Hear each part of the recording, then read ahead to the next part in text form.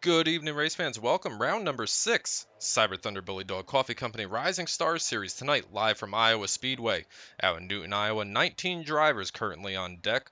All 19 drivers trying to find their way into victory lane out here tonight. Familiar faces, familiar places. Crank Bell joins me up here in the Cyber Thunder broadcast booth. Crank, I missed you last week. Certainly glad to be back and looking forward to a great race here tonight. 80 laps around this little 3/4 mile track. Yeah, it was kind of a slow week having the night off and no race on Wednesday night to call with you, but I'm excited to be back. Iowa's one of my favorite tracks. Nice little short, somewhat high bank, but it's got lots of room to race and a couple grooves to race in. So I'm excited to be back watching another race and calling it with you there, Tom. Yeah, certainly glad to do that. Looking forward to having all these drivers trying to find out. We've gone 5 races, 5 different winners through the first 5 different races. Trying to see if there's a possibility we can get 6 different winners out here tonight. Dusty Martin, Matt Waffer, Cole Gray, Andrew Kotska, and Sean Hook are your top 5 currently, with a little bit over 10 minutes remaining here in practice. We've seen guys like Jerry Isaacs, Cole Gray, Brian Dorsey, Eric Moore, and Sean Hook go to victory lane at Chicagoland just 2 weeks ago uh, with a dominating performance over there. Got to imagine that, there's going to be a lot of competition. You take a look at that second place car on track right now, Dusty Martin. Dusty's been very strong this entire season, and would not be surprised to see him break into the victory lane here tonight.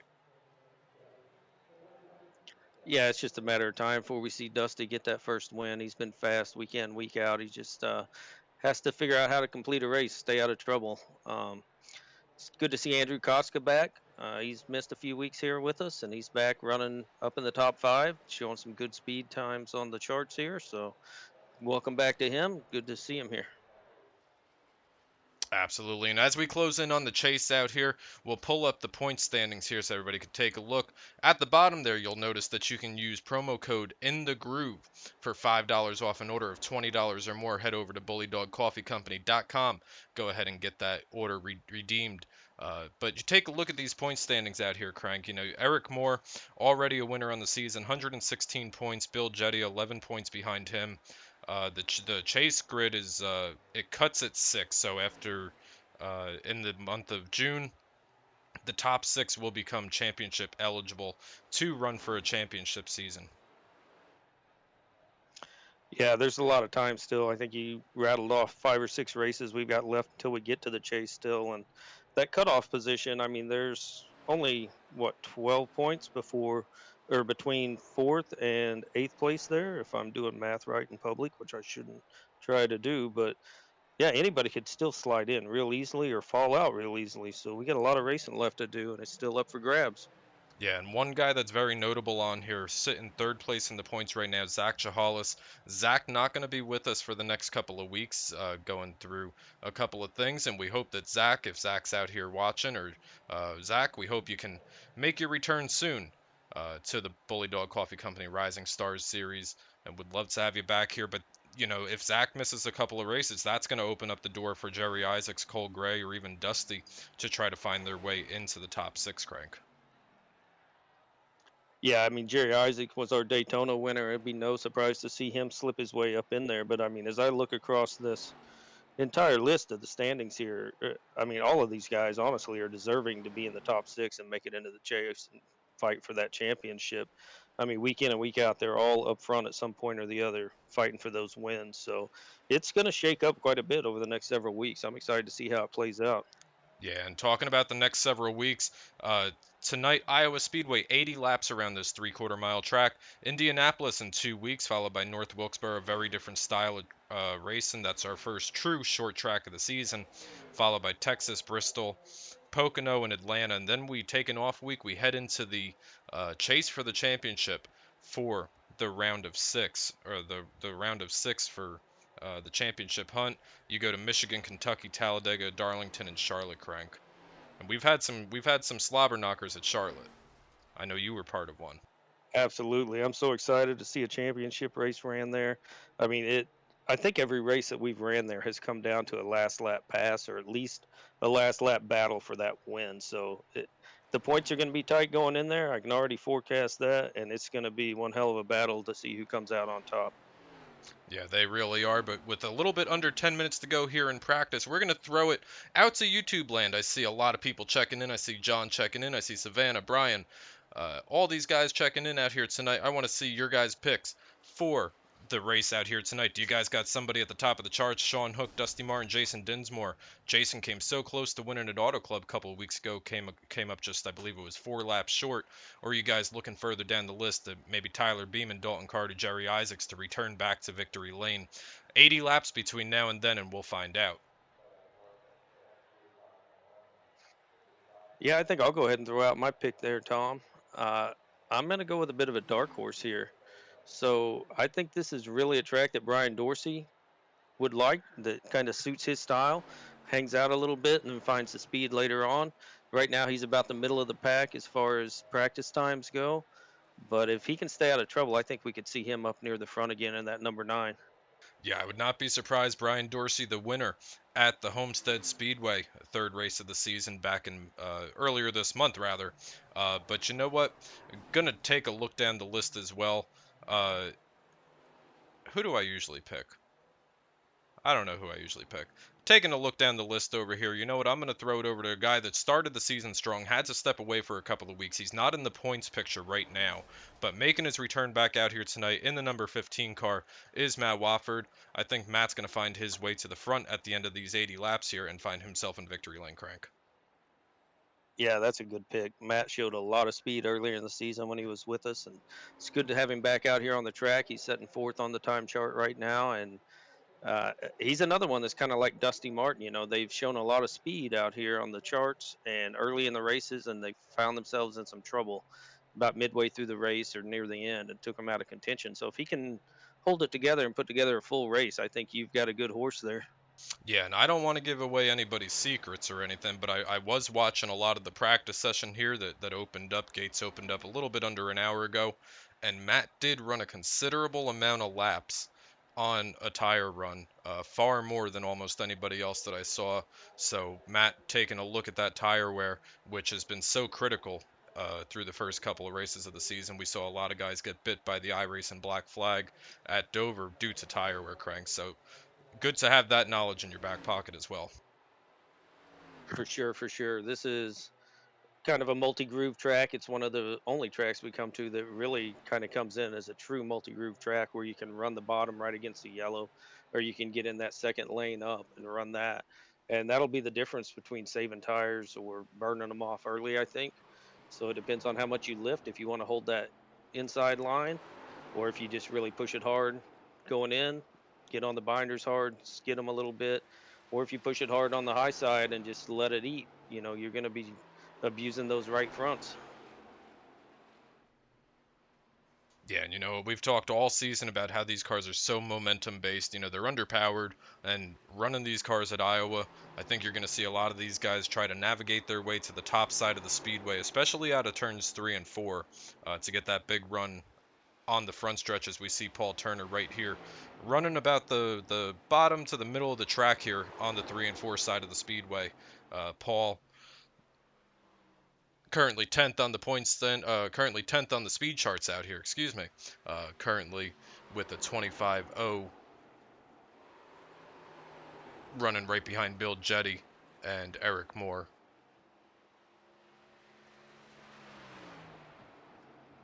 Yeah, I think Paul's trying to plan for the long runs, trying to figure out where he can get it to roll the best and save that tire.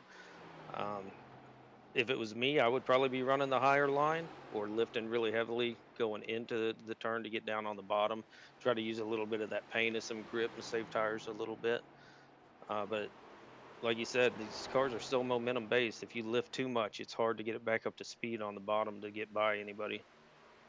Yeah, and another thing, Crank, is these cars are so skewed out running that top shelf of the speedway over here. We've seen it happen multiple times throughout the course of the season already.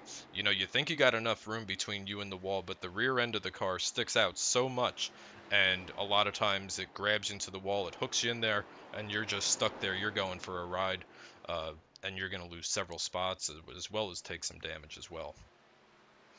Yeah, how about going into turn one there where the bumps are about halfway up the track? If you try to arc it in too high, you'll get those bumps and it'll upset the car. You'll step out the rear end and that's where it's going to be really dangerous, slapping up against the wall if you're not careful. Yeah, riding on board currently with Jason Dinsmore on the passenger side of his 62 machine. See him running about the middle of the speedway coming out of turn 4, getting a big run on. It looks like Alan Ayers making his Bullydog Coffee Company Rising Star debut out here tonight. Glad to have Alan and all of our new faces out here in the Cyber Thunder Racing League. We're going to get off board with Jason there and just kind of follow him around. But Crank, I guess my last question for you is Dusty has been the man on the mission as far as polls go. Do you think he gets another pole out here tonight? I mean, he's got the second fastest time right now, but he's still just under a tenth off of what Sean Hook has run for his hot lap. So I think it's gonna be tough unless Sean makes a mistake. I think he's pretty much got the pole locked up. Well, we shall see. Just another 3 minutes remaining here in practice before we start tonight's festivities. 80 laps around this 3/4 mile speedway. Once again, we're going to throw the promo code out there one more time. You can go ahead and use promo code in the groove for $5 off an order of $20 or more at bullydogcoffeecompany.com. Always glad to have Patrick and team on board. Great team doing great things for great people and a great cause out there as well. And love having Patrick on board and Dusty really supporting the Bully Dog Coffee colors really strong right now in the second position. Absolutely. I just finished up a cup of the Bully Dog coffee myself. I had a Did you? little of the Fathead coffee and maybe had a little bit of that purple Crown Royal that the 101 of David Gainforth has mixed in with it. So good stuff. That's how I take mine. I know we were talking during the week and you had some company down for the Bristol race, the Bristol Dirt race, which was a very unique experience, I'm sure. And Crank had texted me throughout the week and he said, "These guys are drinking all my coffee." So Crank's going to have to make another order here soon, but certainly glad to see that and glad to see that everybody loves Patrick's coffee out there. I don't see Patrick out here in the chat just yet, but I know Patrick's chiming in shortly.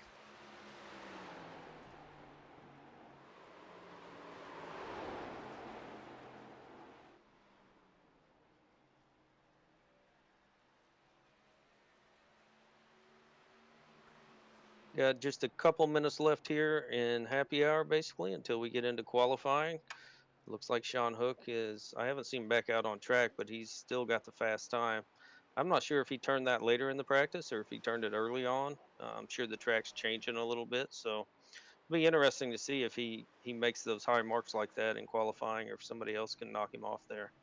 Yeah, it looks like our first casualty of the evening. Obviously, this is just practice, but Andrew Kotska grabbing that outside wall, getting some damage coming down to the attention of his pit crew, and he's going to go down there and get that car repaired and get that stand up to cancer car rolling back out on track. But with just over a minute before practice ends, we're going to throw a trackside here tonight at Iowa for the playing of the national anthem, and we'll be back for qualifying. Oh, say, can you see by the dawn's early light what so proudly we hailed at the twilight's last gleaming, whose broad stripes and bright stars through the perilous fight o'er the ramparts we watched were so gallantly streaming, and the rocket's red glare, the bombs bursting in air, gave proof through the night that our flag was still there. Oh, say does that star-spangled banner yet wave o'er the land of the free and the home of the brave?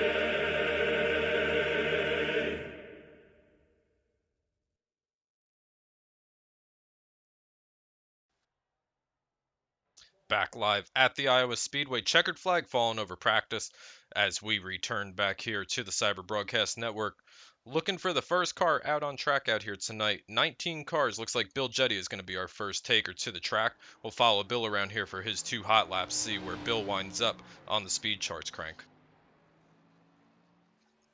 Yeah, we didn't mention Bill much earlier in the broadcast, but he's another one to keep an eye out on. I think he came into the server a little bit late, but he's been running really well this season across all of our series. Yeah, he really has. And Shavoda Motorsports coming out of the gate strong. Bill was the winner of the Tuesday Series race at Daytona Speedway. That's, of course, in the truck series that we do run on Tuesday nights. And Bill running really strong in the Rising Stars series as well. Bill trying to fight his way into the championship hunt here for later in the season. Yeah, he's kind of traded the lead in points back and forth with Eric Moore over the last few weeks. He was our leader for quite a while. Coming down for his second lap here, he gets it. Is he going to quite make it down to the yellow line? He stays about a half car length width up, just trying to keep that momentum up. Right now, he's the current fastest with 24.5. Let's see if he can improve that as it comes out of turn 4 here, heading for the line.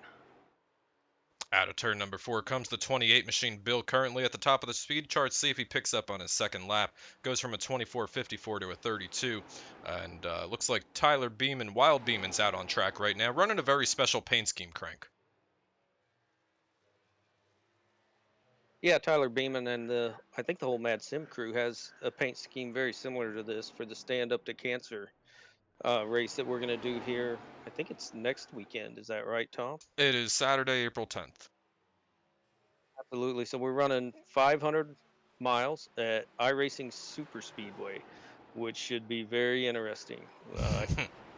All drivers that are entering have been asked to just put in a minimal donation to try to help cancer research. It's a cause that is near and dear to pretty much everybody's heart, and it'll Yeah. be good to get all the cars out there on track, raise a little money, have a good time. I'm a little scared of the massive super speedway, but it'll be fun. I think they even gave us a fast repair too, so I'm sure I'll use those up.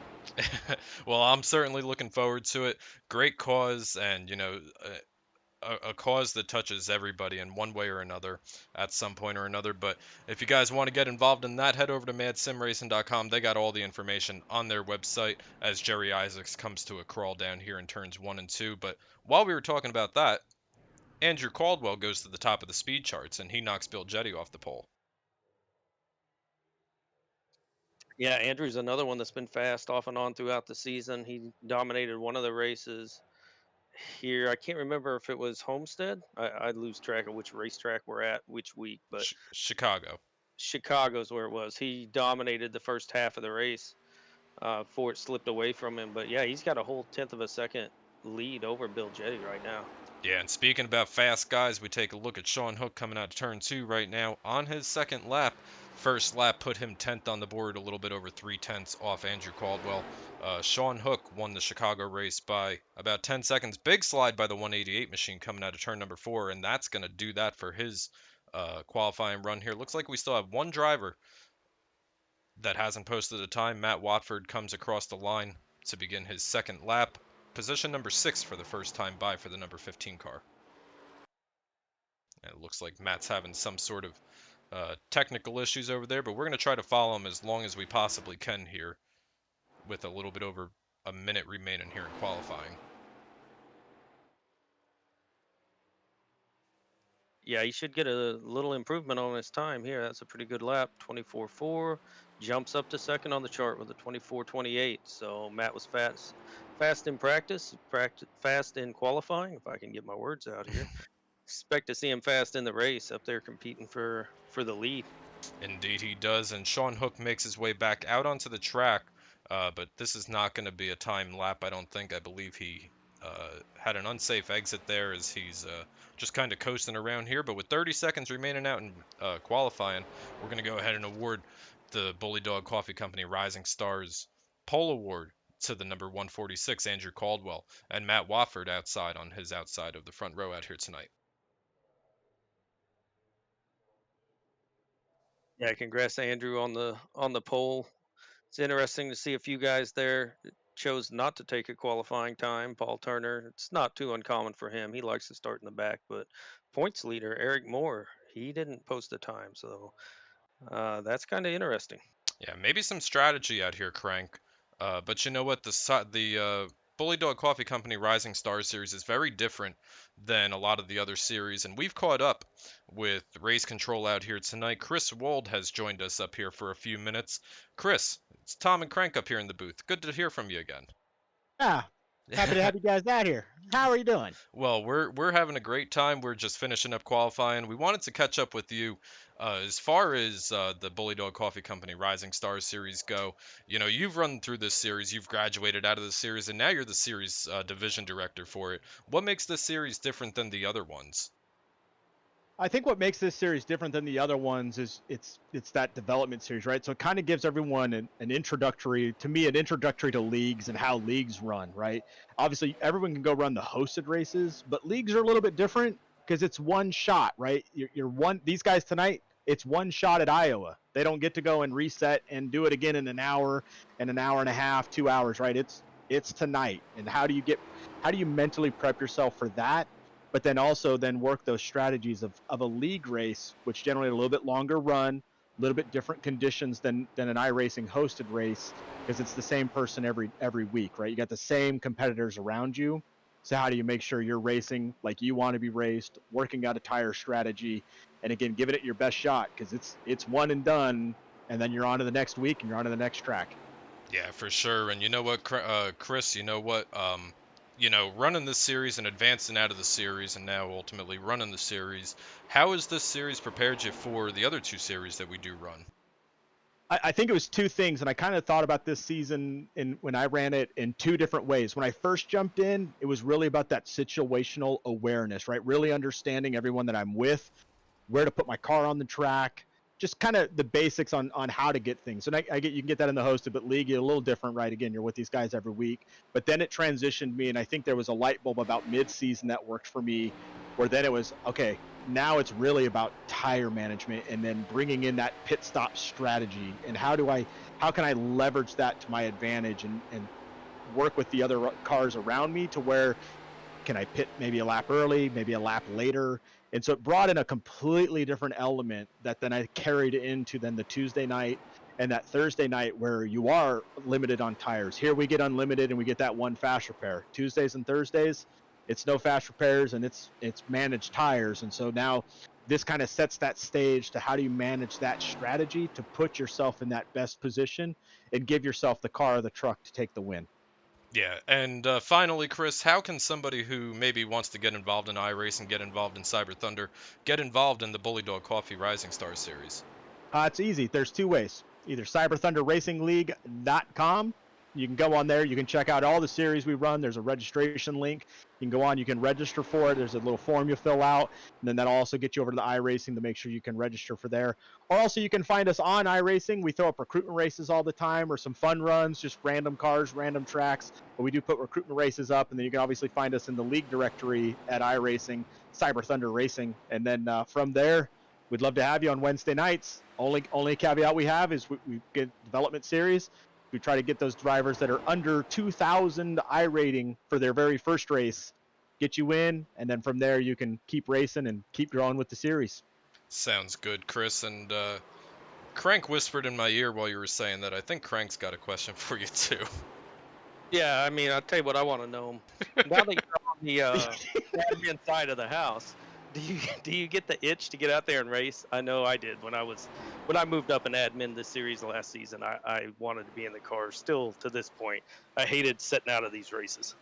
I do. I get the itch every time when I'm watching them. And then it's even worse for me because I know when you're in watch mode, you can at least do the famous what they call ghosting, where you can get in at least ghost the race and play around and just see how well you're pacing with them and see what you continue to learn and pick up things. And I've moved to a completely like a race admin setup, so I don't even have my wheel in front of me. And I do get the itch to get back out there and race. But, luckily for me, I get the Tuesday nights and Thursday nights to hold me over, and this is kind of my bridge in between. Absolutely, I feel you there. Same thing for me.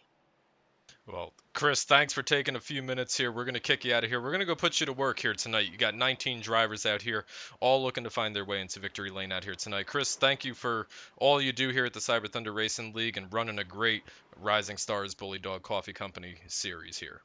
No, hey, thanks to you guys, and thanks to the Bullydog Coffee Company for sponsoring the series, and you guys doing your work in the broadcast. You got your work cut out. It's not just gonna be me. I think I counted 3 cars now with the same paint job, just different tire colors and wheel colors. So you guys have fun with that. Well, thanks, Chris. We're going to kick you out of here. We're going to bring the starting lineup here uh, as the field begins to make their way down to the front stretch.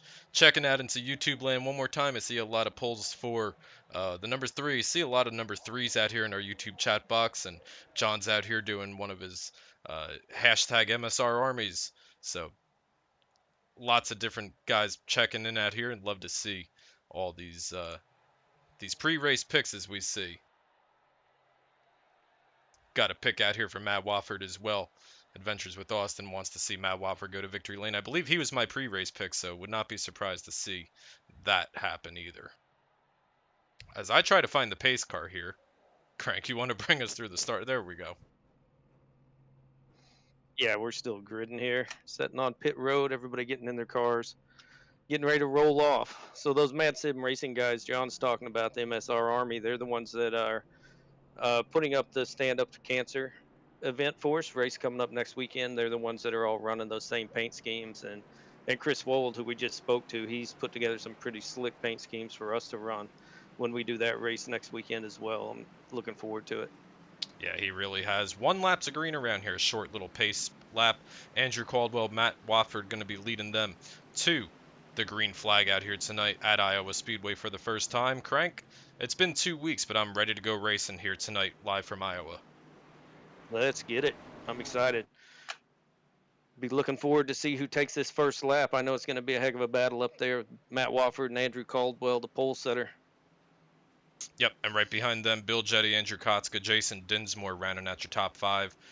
Tyler Beeman, another one of those guys putting on the Stand Up to Cancer race. Brian Dorsey, already a winner this season. David Gainforth came so close so many times.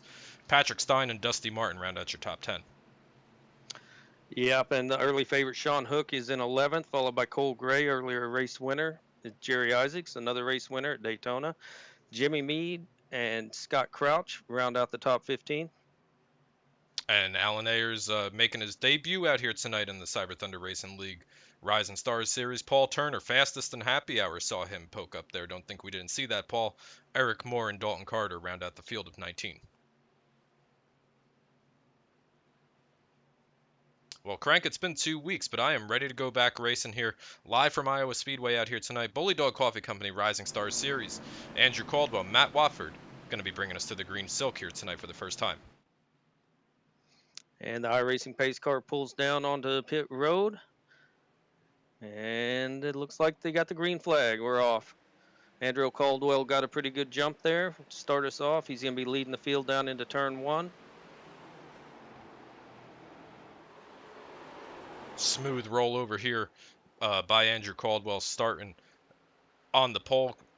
Takes a 10-car length lead as Andrew Kotska and Bill Jetty battle back there for the 3rd position. Andrew Kotska trying to run that top shelf of the Speedway that we were talking about a little bit ago. Gets chopped off by the 15, Matt Wofford. First lap down. Andrew Caldwell's going to lead that first lap. And we got a caution out. Looked like Matt Watford's technical issues might have been causing some issues there. The guys behind him weren't quite sure where they were, where he was at, and it looked like Bill Jetty got involved in the incident here. I'm trying to see who the other guy was, but I'm not able to make it out. Tom, if you can help me out. Yeah, we'll see if we can't figure out a way over here. Looks like Bill Jetty and Andrew Kotska. Andrew Kotska looks like maybe Matt Wofford maybe disappeared in front of the 47. Maybe Andrew reacted by coming down just a tiny bit there, but ultimately contact between the 28 and the 47 on lap number 2 of tonight's event.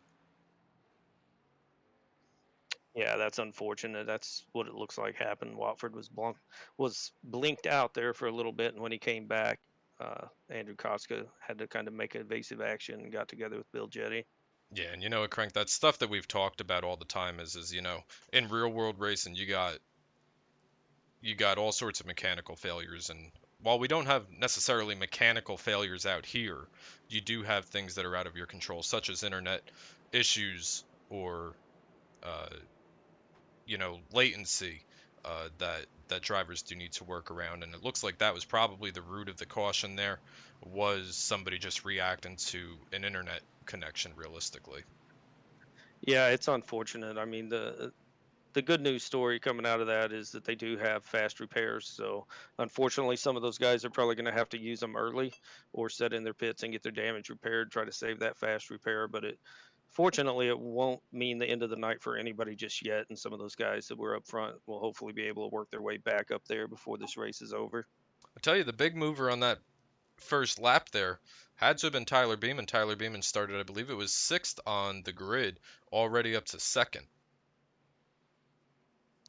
Yeah, he slipped through there nice and smooth and found himself in a good spot. And we starting in P2. Jason Dinsmore, Brian Dorsey, David Gainforth finishing out the top five, it looks like. So all of those names we mentioned, we wouldn't be surprised to see up near the front. Lights stay on the iRacing.com pace car here as we're going to go around another time under caution here. Andrew Caldwell continues to lead, continuing to collect those bonus points. And we've talked about this a lot through the first couple of races of the season, Crank. But, you know, these little 1 point, 2 point, 3 point bonuses, they add up, especially considering that the difference between first and second in the championship season last year was only 3 points between Charles Gettings and Justin Gross. So, you know, long story, big picture racing out here tonight for the 146. Andrew trying to find his way, currently outside the top 10 in the points. Yep, every point counts, and those guys, staying out sometimes pays off, and you get that point.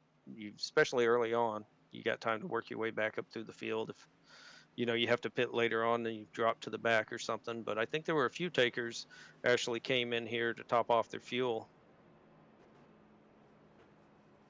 Lights are going to be out atop the iRacing.com pace car this time by. We're going racing next time by. See if we can't get some green flag laps out here. As what we've talked about this in earlier in the season, Crank. You know, Cyber Thunder is pledged to do a 10-cent challenge every green flag lap that these guys do complete over the course of the season. Cyber's donating 10 cents to a pit bull rescue organization that could certainly use it and would love to. Believe we're up to something about $30 or so. I don't have the number in front of me, but I believe we're at about $30, and we're only 6 races into the season. Yeah, I'm hoping these guys, get settled in here and click off a bunch of green flag laps, if for nothing else, so we can keep raising up that donation. Let's try this again, Crank, shall we? Andrew Caldwell, Tyler Beeman, side by side on the front stretch here. Green Silk's back out on the Speedway at Iowa. Andrew Caldwell, Tyler Beeman coming down into turn 1 side by side. Yeah, a little better restart that time. Andrew Caldwell wasn't quite able to get away like he did that big lead earlier on in that first start. Looks like Tyler Beeman overtakes him on the outside, and he's going to lead the field going into turn 3 here. Yep, Tyler Beeman really working that top side of the Speedway there, using that momentum that we were talking about a lot in practice and qualifying. Tyler's got a 2-car length lead over the 146 right now, but lurking in the 3rd spot right now. Don't ever count out Brian Dorsey. Brian always finds his way to the front at the end of these races. Yep, Brian Dorsey, that's my pick at the beginning of the race, showing why I picked him. He's always up here, finds his way to the front. Starting out on these fresh tires, I think the inside line, those guys were getting a little bit loose, and that really helped the outside lane take advantage and pull by them. Yeah, I think you're right. We're looking at a big battle back here.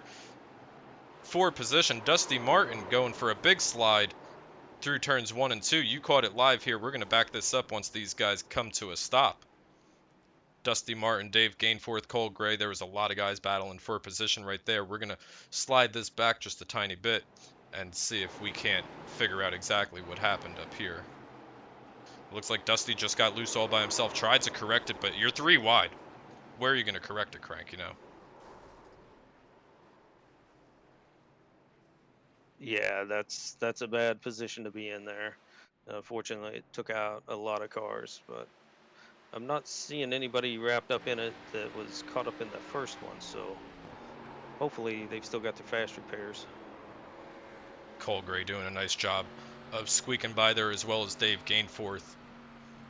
everybody gets by that accident, and we're under the yellow flag for the second time out here tonight. Pretty heavy contact there with the number 5, our points leader, Eric Moore. Got into the 89, Patrick Stein, as he slid down across the track. Yeah, and you know what, Crank? There was a lot of guys that didn't make a qualifying effort, and Eric was one of those guys, and that's kind of the chance that you take, you know, Crank, when you start in the back of these races like this. You know, if there's stuff that happens in front of you, there's not many options that you have. You're 100% right there. I started in the back quite a bit earlier on in my iRacing career, trying to, with the mindset that, oh, I'll be back in the back and be able to get on the binders and avoid it when it happens. But I learned more times than not that's not the case, and you don't have anywhere to go or you get ran over. And so I made a point. I start qualifying every race now. Yeah, I used to be back there with you. You know, I always had kind of the same mindset as you do, or did. You know, just qualify in the back, let the first half of the race run out, and you know, you'll find your way up there eventually. But you know, these guys do have the benefit of having one fast repair. They don't have that in the other series, so you do have to race this race a little bit differently than what you would typically race. You know, some of the other races that we do have, but everybody's going to find their way back out onto the racetrack here. Tyler Beeman continues to be your race leader. Andrew Caldwell continues to sit second, and Brian Dorsey in the third position.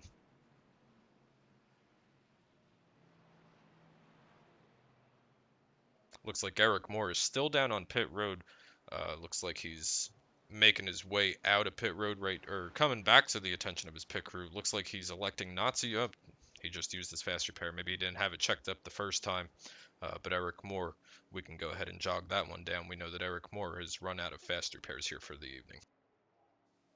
Yeah, I think he pretty much had to use his this time around. He had heavy nose damage there getting into Patrick Stein. Patrick's shown a lap down right now, from what I can tell. At this point, he should be lucky dog if he can stay there and we get another caution comes out. Yeah, and you know what? I mean, it's really unfortunate to have to use your fast repair, especially this early in the race, right? You know, this is an 80 lap race. Obviously, the track is a little slick coming out of four, and you know that's got to kind of change the way that Eric's gonna run the remainder of his race, even as the points leader as well. So he's points racing and trying to race up towards the front of the field tonight. Going to be a tough night ahead of him here. Yeah, I mean you rely on that one fast repair as your crutch, but you want to not have to use that crutch if you don't have to. And so I always wanted to have it in my hip pocket late in the race, in case something happened I couldn't avoid, in the last 5 or 10 laps, and I would at least be able to still get a decent finish out of it. For sure. Tyler Beeman once again electing to take the outside on this restart. Worked for him last time. We'll see if it works again for him this time here. Tyler Beeman, Andrew Caldwell, Brian Dorsey, and Cole Gray going to be bringing the field to the iRacing green flag here.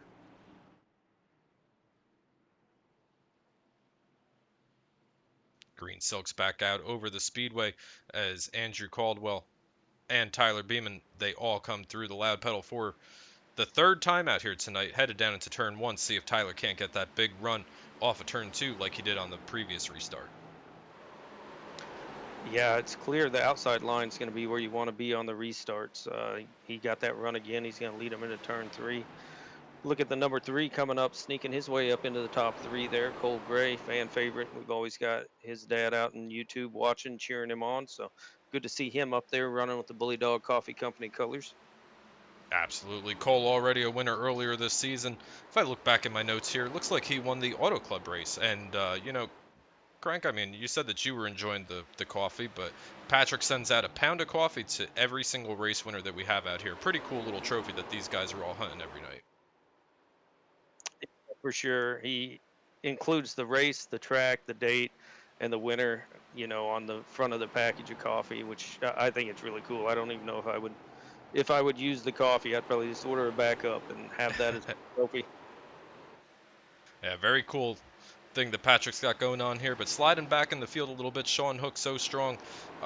Last time we were out here at Chicagoland Speedway, currently runs in the 8th position trying to find his way forward. He's got Jerry Isaacs on his in his crosshairs right now as we begin lap number 17. Yeah, and Rising Stars newcomer Alan Ayers is right behind him in that North Alabama University car. Paint scheme. I think there you got the lion mascot, so he's trying to charge up in here and show us what his lion can do. Yep, and right behind there, we got a big battle as we slide even further back in the field. Big battle for the ninth position between the 47-62. That's Jason Dinsmore, Andrew Kotska, Paul Turner making his way into the camera frame right there as well. Paul down to the bottom side of the speedway tries to get that big slide on the 47. Not going to happen. Andrew Kotska gets that big run off of 2. Yeah, Andrew was fast early on. We saw that. He's got quite a bit of damage. He's either used his fast repair really early and doesn't have it left, or he's elected to save it. Oh, the Alan Ayers gets loose. People sliding by him, and the yellow's out again. Looks like a single car incident. Really nice job by everybody coming through there. We're going to back this up tiny bit here. We're going to go on board with the number 94 machine as we come out of turn number 4, and this was a close one. This one could have been very big, but luckily everybody does a nice job coming through. Yeah, it happened right in front of that pack that we were just talking about, and yeah, just like you said, he got loose coming off of turn 4 there. It's pretty treacherous. You kind of come up the hill there, and it wants to snap out. You got to be real careful trying to hang on to it. You don't want it to drift up into the wall, but if you turn down too hard, it's going to snap around on you like that. Yeah, well, we're trying to find the incident here. iRacing is not cooperating with me. Either that or the man on the controls is not supposed to be clicking the button that he's clicking, but regardless, Alan Ayers goes for a single car spin on the front stretch. No damage to anybody, and everybody continues on. Yeah, it looks like the leader, Tyler Beeman, is going to bring everybody to the pits this time by, get some new fresh rubbers on those cars, top off their tanks. Yeah, it's been 20 laps. A good portion of those, Crank, have been under yellow flag conditions. You know, maybe if you're running towards the back, say maybe you're Eric right now. You just came off pit road maybe a few laps ago. Do you take this opportunity and maybe try to stay out if you're Eric? I think I probably would. Yeah, for sure. I mean, he only had a couple, 3, 4 laps tops probably on those tires, and he just got his damage fixed. Great opportunity to get him back up front there, and we've seen Eric is king at saving tires in this series, so I think it would benefit him to do that. Well, it looks like Eric decided to come into pit road. Tyler Beeman's going to win the race off pit road, but it looks like Sean Hook may be the man playing the gamble out here tonight. Yeah, I think Sean Hook, Dusty Martin, and well, I lost who it was. 1 second. Matt Wofford decided to stay out there. They were the only ones to make the gamble, so they're going to be the top 3 starting in front of the former leader, Tyler Beeman. Yeah, so this is going to be a good opportunity to see the difference in the tires between 4th place on the restart and the top 3. You know, I mean, we saw Brian Dorsey. What did he take? Did he take 2 tires at Homestead, or did he just stay out? He took 2 tires, and it definitely paid off. I'm a little worried here because this looks like how we started the race when we had the 15 of Matt Watford up there, and he's still having some connection issues. So hopefully it stabilizes a little bit here and doesn't cause any more problems.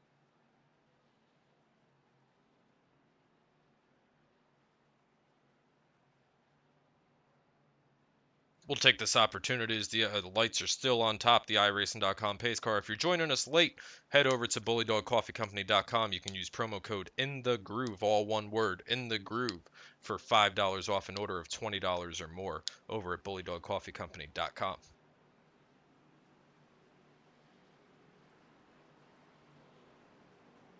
Looks like lights are going to remain on the iRacing.com pace car. Crank, what do you say? We got a minute here. Why don't we do a driver spotlight here? Who do you want to do a driver spotlight on?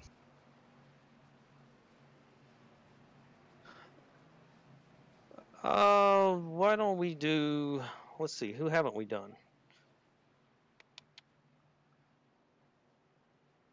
I'm looking through the list here. How about we do Bill Jetty? I don't know if we've done him yet or not. We've talked about him quite a bit. I don't think we have, though. Yeah, sliding back here into the 8th position for the 28 machine. Bill, longtime cyber driver, uh, already a winner in the Tuesday Night Truck Series, as we were talking about during the pre-race show. Bill, we love having around here. Certainly a very strong competitor, sitting second in the points right now, led the points for the first couple of races before being overtaken by Eric Moore. But Bill going to be in strong contention for a championship this season, I do think. I think he's going to be one of the favorites at those 5 tracks. Yeah, Bill came out strong with that Shivota stable, like we talked about earlier. Him and his brother Kyle, they both have raced with us through almost from the beginning of Cyber Thunder. I think at least since I've been here with Cyber Thunder, and they're always great to race around. His brother and I have some good rivalry, and I mean they're just great guys. We battle hard on and off the track, and then we laugh about it afterwards. So those are the kind of rivalries that I enjoy for sure. Yeah, even when his brother threatens to turn me in turn 3 at Milwaukee, but we're not going to talk about that one because we're going back green here in just a moment. Don't think I forgot about that one, Kyle. But Dusty Martin currently sits up in second position. Sean Hook has elected to take the outside, so maybe he was watching Tyler Beeman on the previous restarts as well. Yeah, I'm sure he was, and learned a little something. I do see they gave Matt Wofford to end the line here, get him to the back because he was still blinking out. I'm sure they were just not wanting to create an issue there. Yeah, and that's the last thing that, race control wants to do, but you also want to make sure that nobody else's race is being ruined. We did see the accident on lap number 1. I don't know if it was deemed to be that was the cause or not, but hate to see that, but hopefully he's able to get that situated and still make his way. We still have more than half the race to go here, Crank. Big battle off of turn 4 between Dusty and Andrew Caldwell. Yeah, it looks like Caldwell's going to get the position here. It'll be interesting to see if he can hold it as Dusty's got the high side, and yeah, he is able to hold on to it. Last time by on the Speedway, Sean Hook 25.4 flat and Tyler Beeman with a 25.42. So actually Sean ran a faster lap. Let's take a look at the times across the scoring charts this time by as they come around next time by. But Brian Dorsey trying to find his way forward. Tyler Beeman trying to hunt down the race leader, Sean Hook, on the outside. Big run out of turn number 2. Looks to the inside, Crank. Yeah, Tyler's got the inside here. He's pushing it hard. They're squeezing together tight there. I don't think there was any contact, but it was close on exit there. They're still nose to nose going across the line here. Beeman has him just by inches as they go into turn 1 here. Definitely make contact that time. Sean Hook goes up, gets into the wall. He's going to have to slow that car down to pull it down off the wall. Tyler Beeman got loose as well. He's going to lose several spots trying to gather it back up, get it under control. So we've got a new race leader coming out. Who is the 146, Andrew Caldwell? How did he? Oh, we got a. Andrew Koska's spinning, coming out of 4. He's down in the grass. I don't think that'll bring out a caution, but they're piled up here near the front. Yeah, taking a look, Brian Dorsey, Bill Jetty trying to march their way forward over Cole Gray and Dusty Martin currently. Tyler Beeman also trying to find his way back up forward as well. Sean Hook electing to stay out there, and he was running times very competitive to what Tyler was running. It looks like maybe they just kind of came together battling over the same real estate down there in turn 1. Can't blame anybody there. Everybody's racing for position, and especially racing for the lead, Crank. Yeah, Andrew Caldwell, he's maintaining about a half-second lead over these other guys. But I tell you what, I mean, they are racing like it's the last 5 laps for the win, and it's early yet. We still got 50 laps to go, and yeah, they're banging doors and beating on each other, trying to get these positions. It's a good little short track racing as we see Dusty, Bill, and Cole throw a blanket over all them, and Brian Dorsey just kind of lurking. He was lurking earlier tonight, but Andrew Caldwell, Dusty Martin, Bill Jetty, and Cole Gray, despite all this mess that's going on, that's your top 5. Yeah, we've got Tyler. He was able to gather it back up. Looks like he's cooled his tires off a little bit, trying to march his way back up as well. He's right behind Brian Dorsey there. Still big battles off of turn number 2. Cole Gray tries to use the top shelf of the Speedway, try to get that momentum up off of Bill Jetty, as it looks like Bill's trying to maybe do the slide job. Not going to be clear out of turn number 4. Put Cole to the right rear quarter of the 28 machine.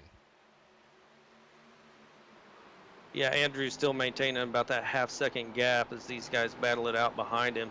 If they could get lined up and just race, I think they'd have a better chance of running him down. But they're really going to be taking a toll on their tires here, racing as hard as they are. I think Dusty Martin has slipped out in front of Cole there. He's pretty comfortable he's going to have the best shot at running down Andrew Caldwell at this point. Riding on the rear deck lid with Bill Jetty right now. You're taking a look. Tyler Beeman trying to make his way forward. Again, was battling Sean Hook for the lead earlier, and they came together. Both of them are going to continue their nights on, but big battles all over the Speedway right now. We're going to slide back just a little bit. Let's slide back to Eric Moore in this battle over here for the 9th position. Eric Moore, Paul Turner, Sean Hook all battling, and Jason Dinsmore in that picture as well.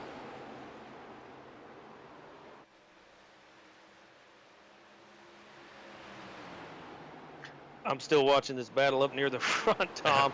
Cole Gray put a move, slid down underneath his teammate Dusty Martin. They banged doors a little bit, teammates and all. Looks like Cole Gray was able to take over that 2nd spot, and they've closed the gap on Andrew Caldwell. Cole Gray is right on his door, or on his bumper, and he's looking underneath him going down the backstretch here. Oh, big contact on board with the 35, Dusty Martin. Big contact. We're going to have to back that up and see. Dusty does a nice job getting that car stopped and everybody else coming around him here. Yeah, we knew that was going to happen eventually. I mean, they were just battling so hard. Looked like they had contact. Maybe 28 and the 35 got together there. Yeah, looks like the 28-35. Tyler Beeman also involved there as well. Dusty Martin involved in that, but I believe Dusty still has a fast repair, but unfortunately that's going to move him back towards the field. But Crank, that was a fun little run we had there. Yeah, that's some of the most exciting racing I've seen them do all season. Typically they kind of settle in, find a groove, and ride it out and click a lot of these laps off to get closer to the end. But I mean, they're going hard trying to get those positions in this race here at Iowa. Yeah, and you know what, Crank? I mean, we're taking a look at here live on the YouTube land. For anybody who may not be familiar with the iRacing.com service, these teams do have one fast repair that they can use, and what that really is they come down here, they press a button, and it's like the accident never happened. But they only get to do that once throughout the course of the race. This is the only series that we do offer those in. So that does not signify the end of Dusty's night, but it is going to move him towards the back of the field, I would imagine. Yeah, I'm on board here watching the 91, that orange stand-up to cancer car, Tyler Beeman. Saw him pull into the pits, and he did use his fast repair this time. That's what I was concerned about. He's been so fast all night. I was worried he had used it earlier in one of the previous incidents, but he's got a clean car. He's going to be back out on track running fast again. Field comes off pit road here as we're approaching the halfway mark of this race, and it is going by in a hurry here. 38 laps down. We'll be halfway at the restart here in another lap or two. But Bill Jetty winning the race off pit road here. Looks like he might have a little bit of right front damage on that 28 machine. But holding on to that fast repair in his back pocket as now Bill Jetty finds his way to the apron and cars are moving around him. Wonder if he was speeding on pit road. I think Bill Jetty's got that right front damage because he slammed into the back of Dusty so hard and sent him. And I think he claimed that caution probably, and that's what has given him an end of longest line penalty, which is what we do here at Cyber Thunder. We ask everybody to claim their own cautions, and if you claim your caution, we give you an end of longest line for the next restart. That makes sense. I completely forgot about that. Bill's going to find his way towards the back of the field as now the top 5, as it circles around, Andrew Caldwell, Cole Gray, Brian Dorsey, Jason Dinsmore, and a guy named Eric Moore. Eric was wrecked 20 laps ago, Crank, and now he's sitting up here in the top 5. I feel like he's been wrecked 4 times already this seems like he's involved in something.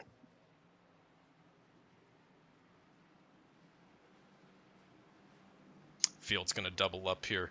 Going to see if lights are out on top of the iRacing.com pace car out here. Once again, Cole Gray, Andrew Caldwell going to be leading the field to the restart here. Andrew Caldwell is your leader, and it looks like for the first time tonight, the leader's going to elect to take the bottom shelf of the Speedway for this restart, Crank. What do you think about that? That's a pretty gutsy call. I mean, it's a bold move, Cotton. I, I don't see that paying off myself, but let's see how it works. And I just followed Dusty Martin out of the pits. He must have already used his fast repair, or he elected to save it because he's still got quite a bit of damage. He was sitting in there trying to get fixed. iRacing.com pace car makes that hard left-hand turn down to pit road one more time out here tonight. Field is under the green silk once again. Battle between the lead between Cole Gray and Andrew Caldwell coming through turns 1 and 2 at the halfway point of the race. Yep. So here we are. We're side by side coming down the back stretch. Cole Gray has a bit of an advantage going into turn 3 on that high side, as we expected that he would, but he has not been able to clear him. Big Is he? slide by the 146. Yeah, 146 got a little bit loose underneath there, and so that enabled Cole to get by him. Paul Turner going for a wild ride on the front stretch there, as we are now 3, maybe 4 wide for a moment coming through turns 3 and 4. This is a hornet's nest back here, Crank, on the backstretch. Yeah, we got Andrew Koska, Dave Gainforth, and Jerry Isaacs were 3 wide there for about half a lap. Looks like they've sorted it out. Andrews pulled ahead as he dives down underneath the 91 to Tyler Beeman, moving himself up into the top 10.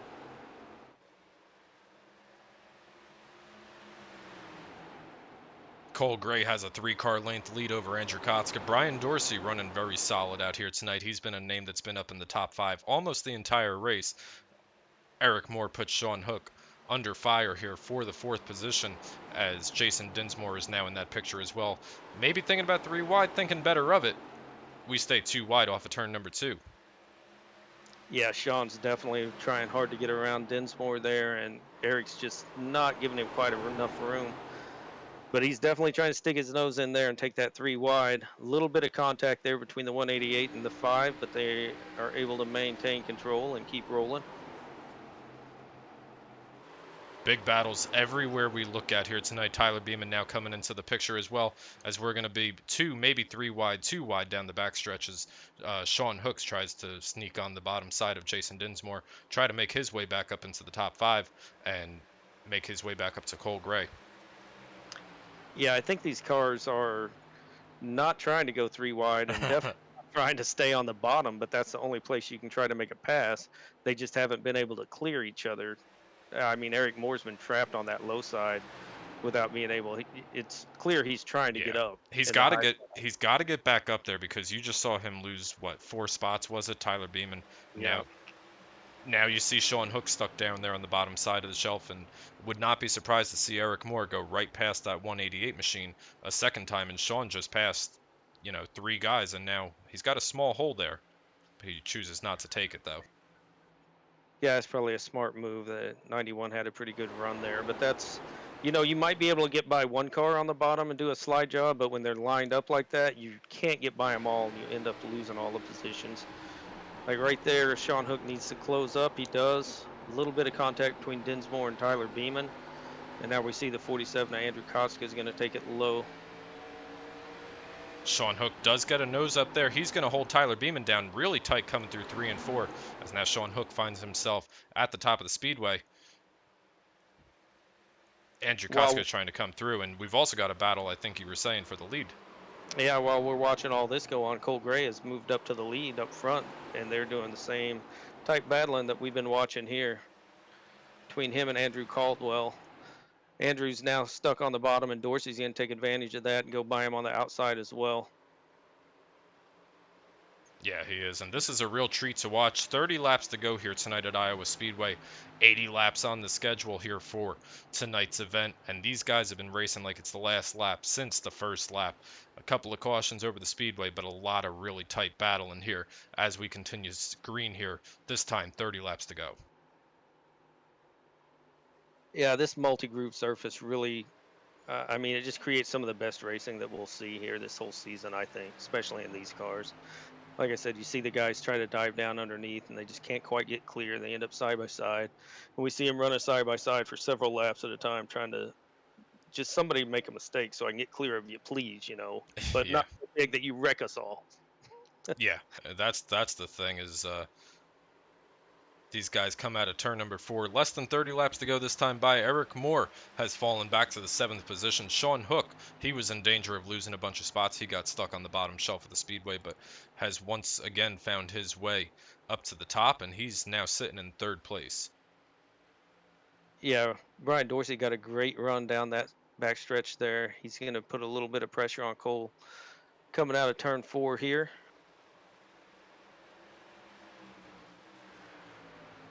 Tyler Beeman side by side with Andrew Caldwell back there, with his teammate Andrew Kotska behind him, trying to push the pressure as well. Yeah, really tight battle, and Crank, you know, I mean, when you look up in your mirror and you see, in this case, a similarly painted car, but you see a teammate in your mirror, you know that you got help coming. That's got to be pretty comforting for Tyler Beeman right there, and that gives him the ability to make that pass on the bottom part of the Speedway. Yeah, absolutely. If nothing else, I mean, you know you're not going to get a push in these cars because it'll Yeah. just spin. But if nothing else, you know the guy's going to race you really clean and not turn you. At least you hope. I have been involved in some teammates.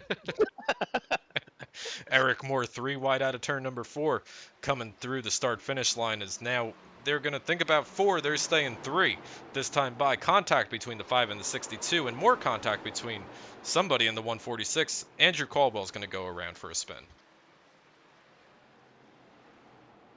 Single car spin, looks like no accident, no damage, maybe just a little bit of damage on the right front of that nose for the 146. Really tight race in there, Crank. That's bound to happen. Yeah, that was a good job, everybody getting by that big spin there. Sean Hook didn't want to see that because he was just about to put a move on Cole Gray and get the lead. Well, this is going to set us up for, I don't know if we can handle 20 laps like this, or even 20 laps that are more intense than what we've been seeing, but this is going to set up for about a 20 lap run to the finish here, Crank.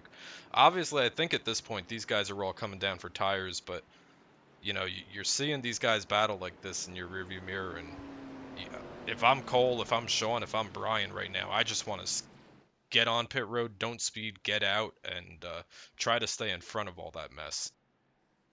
Yeah, this is the point where you got to just don't make any mistakes. Hope your pit crew does a good job, get you out quick, you don't lose any positions. But I mean, at this point in the race and the way that they've been racing, like it's already the last 10 laps, the whole race, I think we're going to see a lot more cautions. Yeah, I would not disagree, because these guys have really been putting on a show out here tonight. But you know what, kind of that's just short track racing.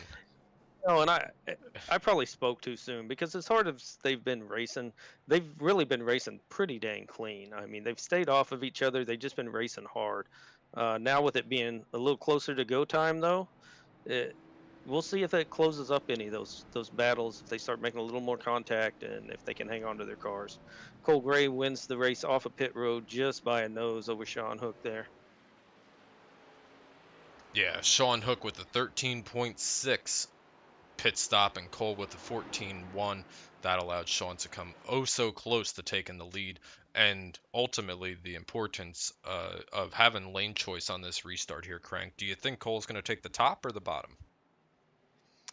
I would assume he's going to take the top. I mean, the top Yeah. has failed every time. I wouldn't want to be on the bottom with fresh tires. That's proven to be really greasy, and the high line you can just keep your momentum a little better with a little more stable car.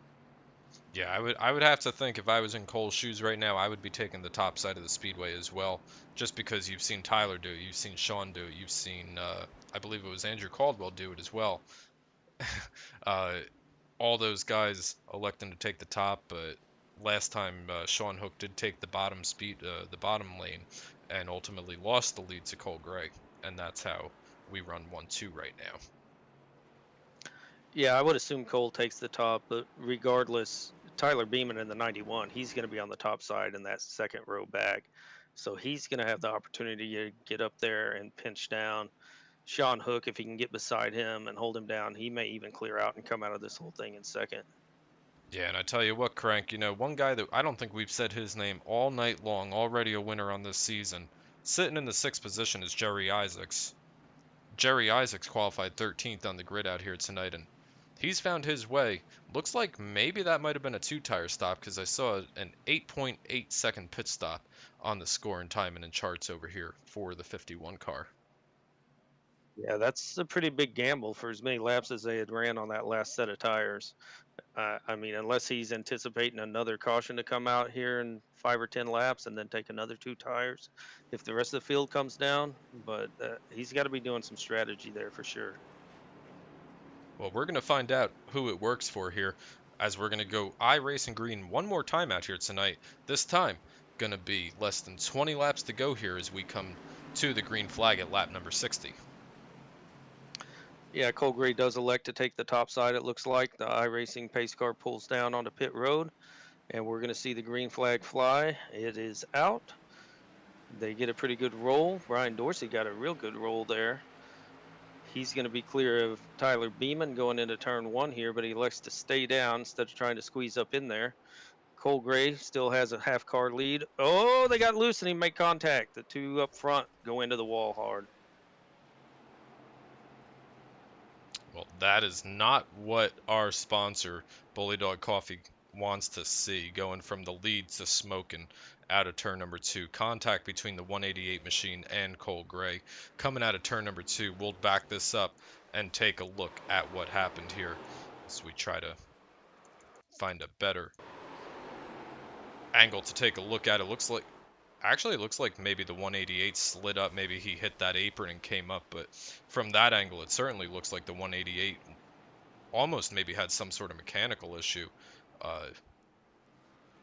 or just got incredibly tight. I'm not sure what may have happened with that car down there. Yeah, I mean he was coming up fast, but the three got loose as well and turned almost broadside as he was coming up. So yeah, just hard racing, like you said. Hate to see it for both of these guys, especially under 20 laps to go. These guys coming down here. Cole coming down to the attention of his pit crew. He's going to use a fast repair if he still has one remaining, but we're going to catch back up here with the leader of the race, who's going to now be somebody that we've said a lot about tonight, Brian Dorsey. That's my boy, Brian Dorsey. Yep, at the end of the race, finds his way up front. He's going to be hard to beat now for sure. Cole Gray did use his fast repair. I watched it, so he's got a fresh car and an opportunity to make up some of that ground he's going to lose here. Speaking of opportunities, Crank, Matt Wofford has made his way back up to the 5th position. He incurred a longest line penalty earlier in tonight's event, back up to the top 5. But you take a look, 2nd through 4th there. Brian Dorsey's going to have a mirror full of black and orange cars. Yeah, those Bad Sim Racing guys they've all got clean cars. They've all either got all their damage fixed or used fast repairs. I see Andrew Kotska there. He had a lot of rear damage early on, so he's going to be fast because he was fast before he got that damage, and he's been able to maintain speed with it. Now he's got a clean car. He'll be charging up to the front, competing for this win for sure. Yeah, he certainly will, but we'll throw it out there one more time for those that may have just joined in. We're live out here every single Wednesday night here, live on the Cyber Thunder Broadcast Network for the Bullydog Coffee Company Rising Stars Series. Go ahead, head over to bullydogcoffeecompany.com. Use promo code In The Groove for $5 off an order of $20 or more. Get some of that good Bullydog coffee that Crank's enjoying right now, actually. Good stuff. I love the Fathead blend. It's my favorite one, or the Big Head, I think it is. Not sure which one they call it. I always call it Fathead, but I think it's the Big Head blend. Now, you're Brian Dorsey. You're taking a look back here. You're taking a look at all these teammates here, right? What's going through Brian's mind right now? Obviously, he's got to get a good restart. He's got to hold the top shelf of the Speedway and try to not allow anybody else get on his right rear quarter panel. But we've seen Tyler Beeman get a push from the 47 around Sean Hook earlier in tonight's event that allowed him to make the bottom shelf work. Look, Ryan Dorsey is the Iceman in this series. We've seen He him is. get up there in the front. He's not worried about those guys behind him. He knows he's just got a job to do, and it's out that front windshield. He's got fresh tires. He's going to come out here. He's going to try to hold that high line, not let anybody get around his outside. But he knows if he runs the line, he's going to carry as much speed as any of them. So nobody should be able to get out there. I think he's going to be tough to get around here. I would have to agree, and with 16 laps to go this time by, I think he's going to make that car as wide as he can possibly make it to try to prevent these guys trying to gang up on here. Zach Chahal is checking in on the YouTube land out here. He's rooting on his Shavoda teammate Bill. Zach, we gave you a shout out earlier tonight's event. Certainly miss you out here and can't wait to have you back when things do return to normal for you and that 24 car is back out on track. Love to have you back out here in the Cyber Thunder Racing League. Thomas says, Dusty, I need you to win so I can pay off all my baby mamas. All right, Dusty. Sounds like you got big shoes to fill down there for Tommy down there. Connor wants Dusty to head up there, and looks like Dusty's got a big following out here. I see a lot of pulling for him. Brian Owens as well. I love that. I love seeing the fans come out and cheer their drivers on. It's good to hear that Zachy sees out there. Zach, miss having you out here on the track, seeing your car go around, calling the race for you. But hopefully we'll see you back out here real soon, buddy. Now, do you mean in circles or? Yeah. Zach, we love you. We can't wait to have you back when you are able to. Brian Dorsey electing to take the top side of the speedway here to the iRacing green flag this time. Brian Dorsey with a good restart, and Brian Dorsey going to come up through the loud pedal with 15 laps to go. Yeah, Brian took the outside line. He's going to hold the lead here pretty easily going out of turn 2 and down the back stretch. He's got about a car and a half lead over Tyler Beeman. Big 3-wide battle back here as you see Paul Turner trying to find any way forward at this point in the race. Paul currently 7th on the charts right now. Brian Dorsey continues to lead over teammates Tyler Beeman, Andrew Kotska, and Jerry Isaacs. And looks like maybe a little bit of contact towards the 5th place spot between Matt Wofford and Dave Gainforth. But another big battle back here between Dave Gainforth, Paul Turner, and Andrew Caldwell. Yeah, they're fighting hard for about that 5th through 10th position. I mean, there's a lot of cars here. 3 wide as we come across straight, going 4 wide. No, he thinks better of it. He thinks better of it. Probably a very smart move. He's already used up his fast repair trying to find any way forward, but just over 10 laps remaining here. Eric Moore, Andrew Caldwell, Paul Turner, guys all trying to fight for the same spot and fight for the same real estate coming through turns 3 and 4. Yeah, Andrew Kotska slides by the 91 of his teammate Tyler Beeman. Tyler says, go on up there and see if you can do anything with Brian. And we got a caution out on the track. Yeah, we caught that one live on the Cyber Thunder Broadcast Network. A little bit of contact between Dave Gainforth and Bill Jetty coming out of turn number 4. Looks like maybe Dave got a little bit of loose, came down on the 28 car there. But Bill does a nice job locking those tires up, not getting into the outside retaining wall, and the field comes by him. This is going to set us up for another little short run to the finish, Crank. Yeah. So the question now is, are they going to pit? No. No, I don't think so. I don't think Dorsey will. I mean, we're going to be going green here probably with about 7 laps to go or so, depending on where that caution actually fell on the speedway. How many laps have they been out now on this set of tires? So the top 10 from Brian Dorsey down to Patrick Stein have all been out here for 14 laps. The driver on the freshest tires right now is Sean Hook in 11th position, and has 7-lap tires. Yeah, it looks like Dave Gainforth is the only one I see that's going to come down pit road. Some takers at the back, Dusty Martin, Bill Jetty, and Mr. Ayers.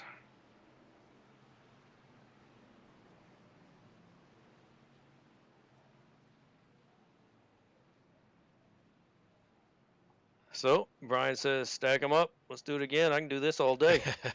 Cole Gray makes his way around the top side of the speedway. He's going to be the Lucky Dog recipient here tonight. Speaking of Lucky Dog, head over to bullydogcoffeecompany.com. You can use promo code INTHEGROOVE for $5 off your order of $20 or more. And go ahead over there and order some of their coffee that they got over there. Crank's enjoying a cup right now. And all these guys are battling for a pound of that coffee as well. So we're going to see who finds themselves with a pound of coffee with probably in about 7 laps here on the restart.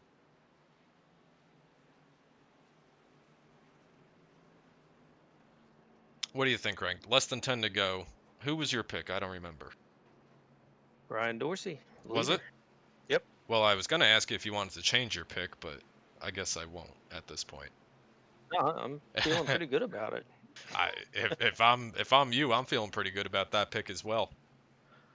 Yeah, Brian, or if he can pull this off, he'll be our first repeat winner this season in the Rising Stars. He took the green or took the checkers on 2 tires at Homestead and surprised everybody that he was able to hang on with those 2 tires. He would be a first repeat winner out here tonight, Crank, but I'm gonna play the other side of that card as there's a truck driving by my window outside. I'm gonna play the other side of that card here, Crank. You take a look at second through seventh place right now. You got to go all the way down to Eric Moore in eighth place to find your next repeat winner. Any one of these guys from second place to seventh place right now would be our sixth first time winner of the series. So you're saying there's a chance? So you're saying there's a chance. I'm saying there's a chance. Definitely a chance, yeah. And it's highly likely based on the beginning of the season having all these different winners, and we've had some late lap passes that have got wins for guys. So I'm sure Brian Dorsey is telling everybody right now, hey, I'm taking the high side again, guys. Just stay back.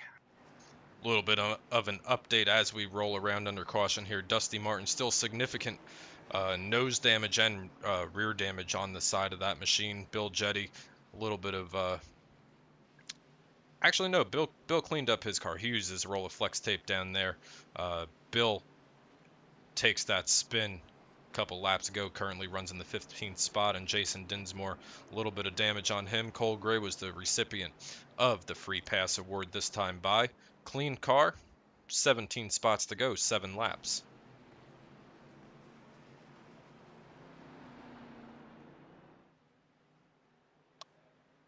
So last restart we had Tyler Beeman starting on the inside next to Brian Dorsey. This time his teammate, the 47 of Andrew Kotska, is going to be up there beside him. Do you think he's going to be able to do anything more with him? Did he learn anything from that last restart?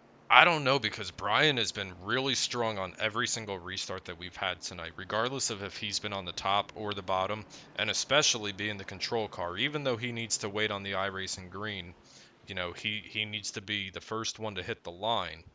Uh, I think everything lines up in Brian Dorsey's favor right here. Yeah, I agree. I think getting down to this where it's going to be probably the last restart we have, if the 47 is going to use him up a little bit, then now would be the time to do it early on here. Try to hang on to the car, maybe wash up into Brian just a little bit. Not race dirty, but let him know, hey, I'm here and I'm not going to give it to you easy.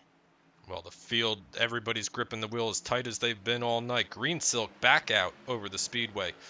This time, 5 laps to go here on the Speedway as Andrew Kotska gets a good run, but Brian Dorsey drives it in deep, holds the right rear quarter panel of the 47. Contact between the 47 and the 9. Brian holds onto it. Put Andrew Kotska to the lead.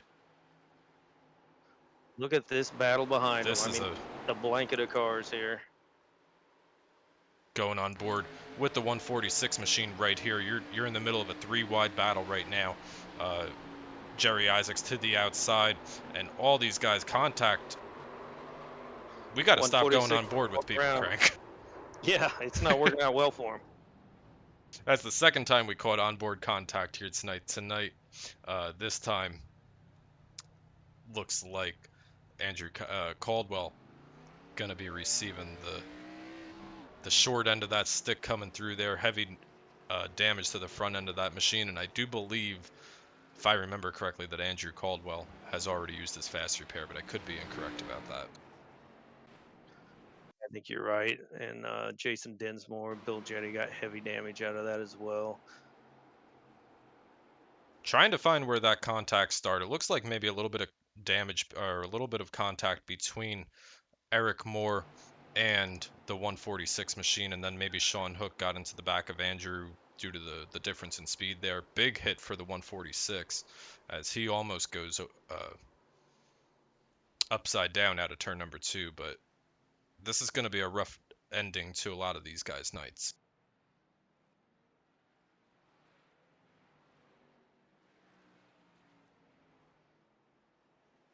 So I think we're going to probably get a green-white checker here. Yeah. Seems like. Yeah, the 47 got a great restart on that and actually got a jump on the 9 a little bit going into turn 1 there. That's what was able to get him the lead. So it'll be interesting to see if the 47 elects to stay on the bottom and get that same run, or if he wants to go up to the top and risk getting used up a little bit. Yeah, I think if I'm Andrew Kotska right now, I think you have to take the top side of the speedway, especially from what you've been seeing almost the entire race here, right? But we've seen a lot of guys get loose on the top side of the speedway, and then ultimately, like Cole and Sean Hook came together off of turn 2 on one of the previous restarts. This is going to be a difficult decision for Andrew here. Yeah, for sure. And I mean, the fact that he just proved that he could make it work on the bottom as well, it throws a whole nother variable into it. It says, well, A- maybe the bottom isn't such a bad idea. And one thing to think about Crank as well is that if he does elect to take the bottom on this restart, sitting in third place on this restart is going to be Tyler Beeman, who is his teammate. So you know that Tyler wants to win the race, but you stand a better chance of not getting thrown 3 wide if you got a friend behind you. Yeah, I think it's going to come down to who gets the cleanest start, doesn't spin their tires, and leads the way into turn 1 is probably going to come out ahead here. So let's set the stage here, Crank. I do believe that this is going to be our first and only attempt at a green-white checker here tonight. Going to depend on what the pace car does here this time by at the line. One green-white checkered on the books. If we do have another, well, no, this would be our only one. So we're gonna go green, and the next flag's gonna end it, whether it be the white flag, the checkered flag, or the yellow flag. If they get to the white, there's not a yellow. That's what I meant to say. The white flag doesn't end the race. I'm so confused. No, we had this situation happen a lot 2 seasons ago. We had quite a few green-white checkers that ended up ending under yellow because there was contact deep in the field. And I mean, this season, luckily, I think this is our first green-white checkered attempt, isn't it? I think you're right, Crank.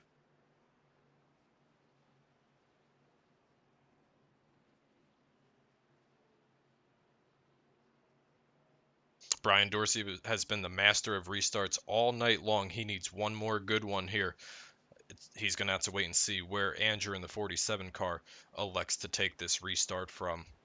That's going to make all the difference in the world for Brian Dorsey as Andrew holds the top side of the speedway. We'll see if that's where he chooses to be once we get past the start-finish line here.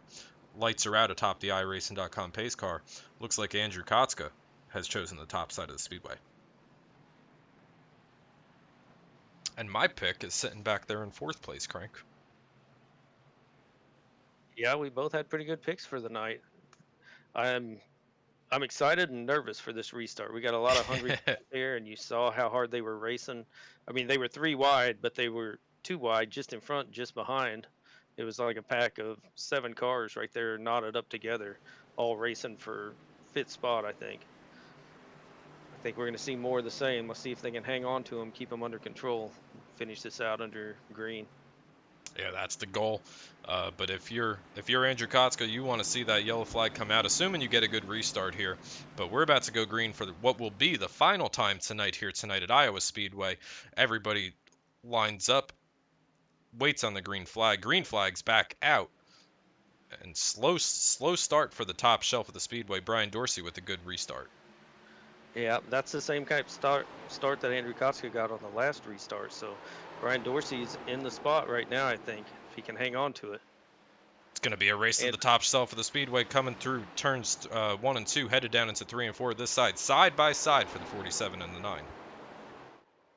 Yeah, Andrew's going to have the momentum now on that high side. It's going to be hard to get by him as Brian falls back into 2nd place on this white flag lap.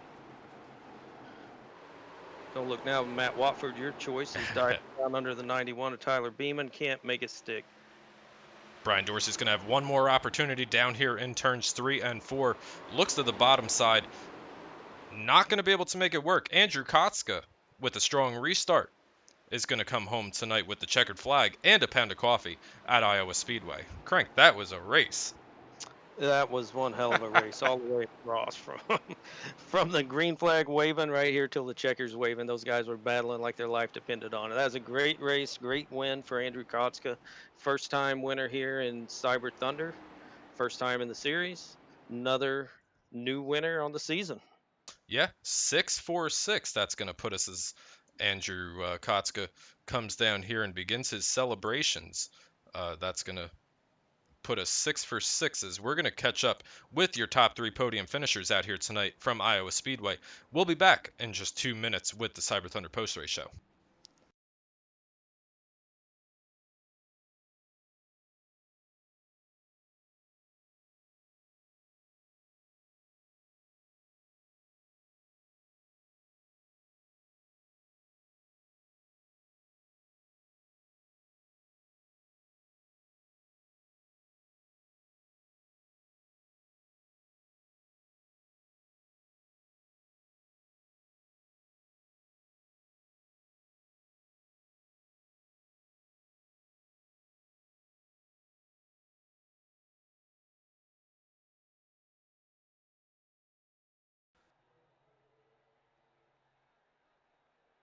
All right, and we've caught up here down here tonight with the driver of the third place car, the 91 Tyler Beeman.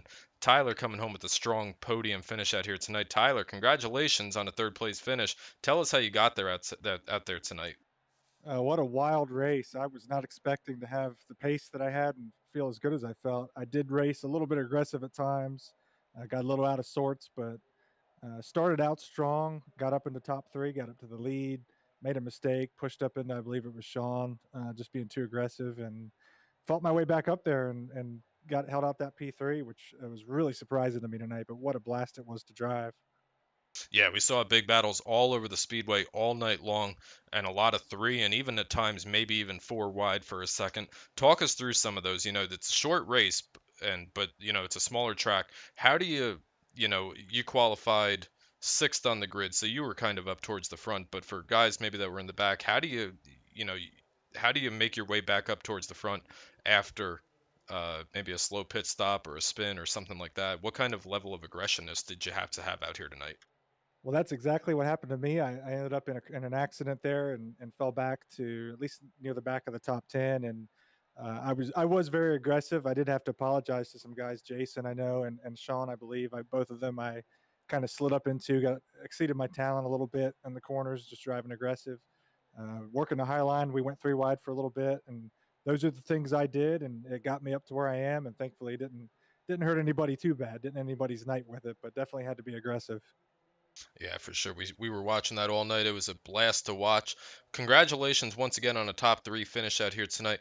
We're going to open up the floor. You know the drill. We're going to open up the floor. Anybody you want to thank, family, friends, sponsors, anybody that you want to thank, allowing you to come out here and finish third on the speedway out here tonight, Tyler. You probably noticed with all the cars tonight for Madsim Racing is Stand Up to Cancer 500 night. So that's all I'm going to promote. Go to madsimracing.com, go to Series Racing tab, and on the drop down S2UC 500, we have several spots left. Minimum donation of $15 to Stand Up to Cancer. That's next Saturday at iRacing Super Speedway. It's going to be a great event. Looking forward to that. We got a lot of our cyber drivers signed up for that event as well. But Tyler, congratulations. We're going to kick you out of here, let you go celebrate with your team as you're coming home in a third place finish out here tonight. And we'll see if we can't catch up with Brian Dorsey in the second spot. Brian, Crank and Tom here in the booth. You got a copy, bud?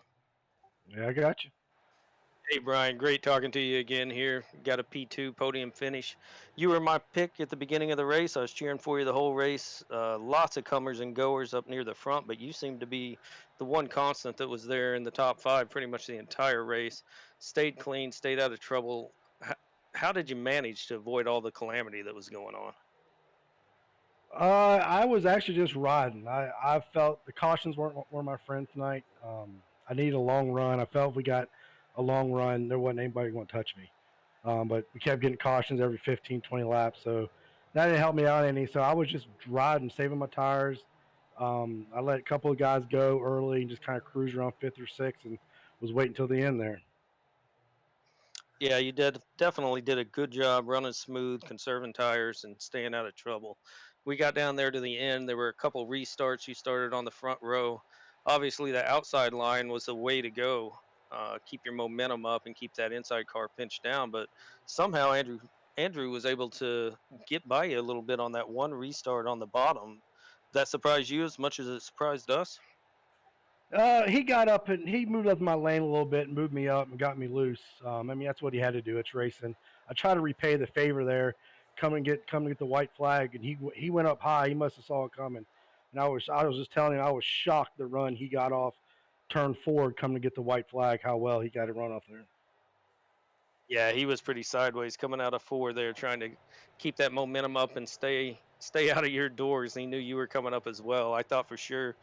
I mean, I saw the same thing. He came up into your lane a little bit and got you out of the groove and was able to get by you. And I knew you were going to try to repay it. And I was pulling for you, but hey, one short of a win isn't a bad night overall. You've already got one win on the season, so should do pretty good for points for you. I'm going to open the floor up to you and give any shout outs, thank yous, and love yous.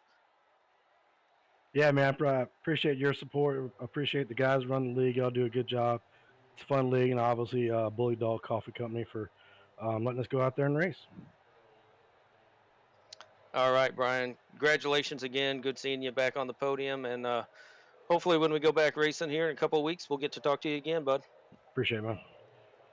All right, Brian Dorsey, second place on the Speedway out here tonight. We're seeing if we're headed down here into the 47 camp, seeing if we can't catch up with Andrew Kotska, big winner of Iowa Speedway out here tonight. Andrew, Tom, and Crank up in the cyber booth. You got us? Yeah, I got you guys. Well, Andrew, that was a show. Congratulations on your win, first off. Talk us through those past couple of restarts. You know, we saw you pushing Tyler up into the top five and then the top three, and then the roles kind of reversed, and Tyler was the one pushing you. How did you manage to get that big restart on the final run there? Yeah, I don't know. Like, I know that second to last restart, I just got him right there. I just timed that green light just right, and then that final restart, I thought I was going to lose him there. I didn't time that right at all, and I knew I kind of got up to him on the first restart there, and almost got into him a little bit. So I knew he was going to probably come and get me at that time as well too. So I tried to stay as high as I could, and somehow I held on to that thing and pulled it around the corner and took the win there. Well, he was just in here, and he said that he had every intention of getting down there and trying to find you again. Uh, you know, did you drive it any differently after maybe that restart that you and him had a little bit of contact? Now you got to restart with them side by side again.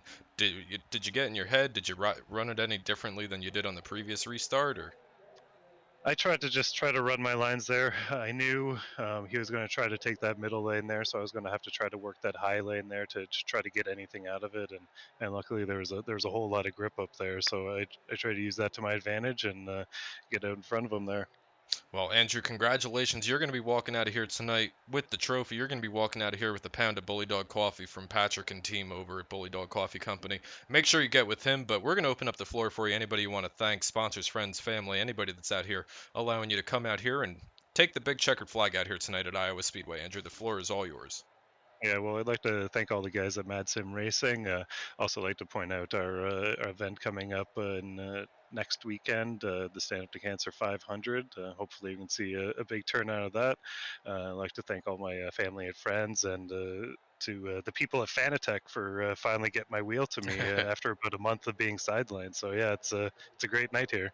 Yeah, big comeback story for Andrew Kotska. Certainly glad to see you coming out here. You're going to be our sixth different winner of the season. We're going to kick you out of here, let you go celebrate with your team and your family and your friends. Congratulations once again on a big win out here tonight at Iowa, Andrew. Awesome, thanks guys. Well, Crank, that was a race. Let's head on over into our official post-race show as we're going to pull up our schedule one more time. Take a look at that over the next couple of weeks. Next time we're on track, Indianapolis Motor Speedway, North Wilkesboro, Texas, and Bristol. So we got 2 short tracks in the next 4 races. You have any of these upcoming events circled on your schedule that you're looking forward to, Crank? Yeah, I think North Wilkesboro. I mean, it's like you said, it's the short track, so I think we're going to see a lot more of what we saw tonight. It's got almost 2 grooves that you can run, a lot of side-by-side racing there, so I think we'll see a lot more of what we saw tonight. So that's kind of the biggest one I'm looking forward to. And then I always love the mile and a half, so Texas is on there for me as well. Yeah, and then these guys are going to head into the championship hunt. Michigan, Kentucky, Talladega. That's also going to be another great equalizer. That'll be a fun one to watch. Darlington, the Lady in Black, and then finally Charlotte Motor Speedway. But we're going to round out your finishing order out here tonight. Andrew Kotzka, Brian Dorsey, Tyler Beeman, all coming home with podium finishes out here tonight. Matt Wofford and Paul Turner rounding out the top 5. Yeah, and then Mad Sim Racing crew, Jerry Isaac and Patrick Stein snuck in there with the 6th and 7th, respectively, followed by some Longshot Motorsport drivers, Eric Moore and Cole Gray, in 8th and 9th, and Chavoda driver Dalton Carter rounding out the top 10. Coming home in the 11th position, David Gainforth coming home in 11th. Bill Jetty, he went for a spin, I believe it was twice out here tonight.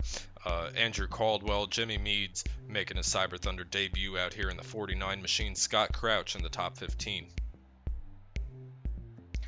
Jason Dinsmore and Sean Hook ended up 16th and 17th after that late race incident, followed by Dusty Martin. Newcomer Alan Ayers rounded out the field in 19th tonight. Well, that's going to do it out for us out here tonight. Crank, that was a fun race. Looking forward to doing more racing like that. Once more, drivers, friends, and family of the Bullydog Coffee Company can head over to bullydogcoffeecompany.com and use promo code INTHEGROOVE for $5 off your order of $20 or more. Make sure you click subscribe down at the bottom there. Get notified every time we go live every Wednesday night between now and the end of the season on June 30th. But Crank, that was a lot of fun. Let's do this again next time at Indianapolis. Looking forward to it, buddy.